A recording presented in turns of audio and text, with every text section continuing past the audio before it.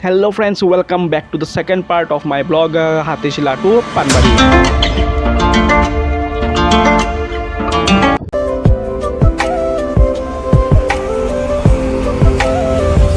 Hatishilat log pai golo mur schoolia friend Bijoy Bormonok so taku logot loi এতিয়া আমি যাই আছো পানবাৰী লৈ বিয়া খাব।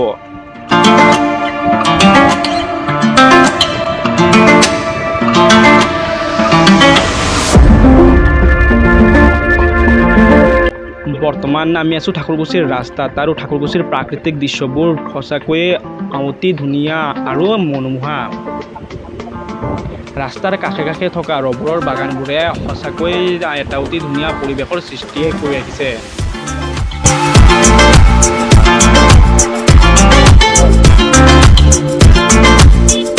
ঠাইখিনিৰ সৌন্দৰ্য ভাষাৰে বৰ্ণনা কৰিব নোৱাৰা ধৰণৰ।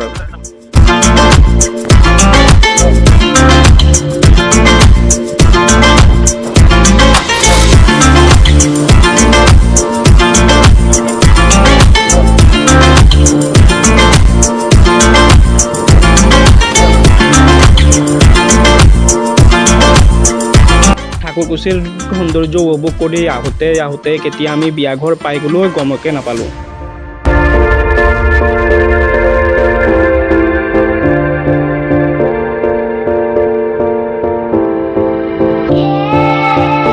বিয়া ঘৰৰ ভিতৰলৈ গৈ বহাৰ লগে লগে আমাৰ কাৰণে লৈ আহিলে খোৱা পানী, আৰু খোৱা পানীটোৰ পিছতে লৈ আহিল চাহ আৰু বৰা চাউলৰ পিঠা।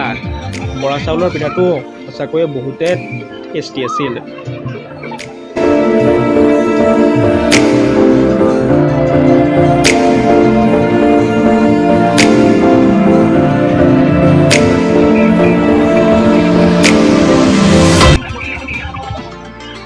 চাহ পানী খাই আমি দৰা কইনাৰ লগত এবাৰ দেখা কৰিলোঁ আৰু তাৰপিছত আমি অপেক্ষা কৰি থাকিলোঁ যে আমাক খাবলৈ কেতিয়া মাতিব।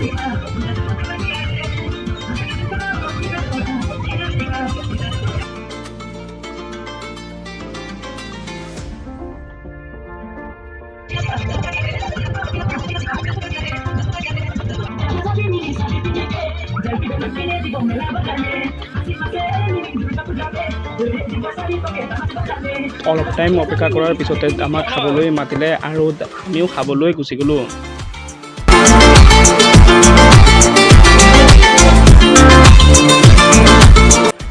খোৱাৰ আইটেমত আছিলে দালি, গাহৰিৰ মাংস, ব্ৰইলাৰ আৰু মাছ। যিহেতু মই গাহৰি মাংস নাখাওঁ সেইকাৰণে ব্ৰইলাৰ আৰু মাছকে লৈ ল'লোঁ।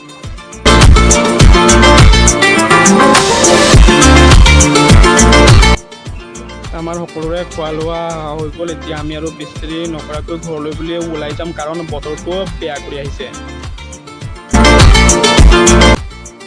আমি বিয়া ঘৰৰ পৰা ওলাই আহিলোঁ আৰু এতিয়া আমি ঘৰলৈ বুলি আমাৰ জাৰ্ণিটো ষ্টাৰ্ট কৰিম।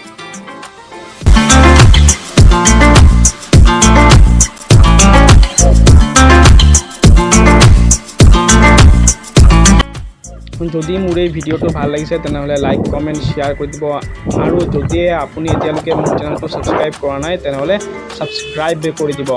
লগ পাম নেক্সট এটা ভিডিঅ'ত। Thank you. জয় আই অসম।